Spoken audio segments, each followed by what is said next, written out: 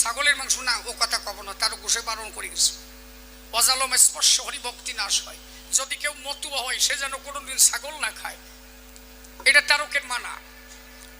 তার গোসাই বলছে অজালম স্পর্শে হরিভক্তি নাশ হয়।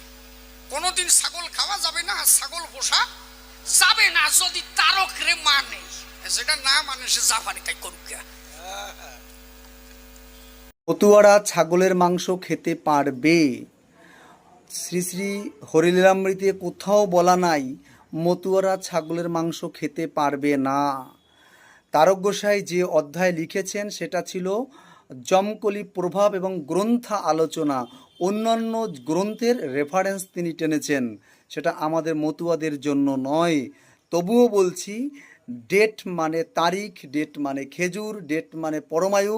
ঠিক তেমনি অজালম মানে হচ্ছে, চলন্তিকা ডিকশনারি দেখবেন যে জন্ম হইতে বর্তমান পর্যন্ত মন্দ অর্থে রহিত, মন্দ অর্থে ব্যবহৃত হয়েছে, সেখানটা বলেছেন। কিন্তু তারক গোসাই কোথাও বলেননি মতুয়ারা ছাগল খেতে পারবে না। মতুয়ারা ছাগলের মাংস কেন, তাদের মন যা চায় তাই খেতে পারবে। এই বিষয়ে যদি কেউ কোনো রকম আলোচনা করতে চান, আমি রাজি আছি। আমি সুকেশ মিত্র জয়, আমি আলোচনায় রাজি আছি।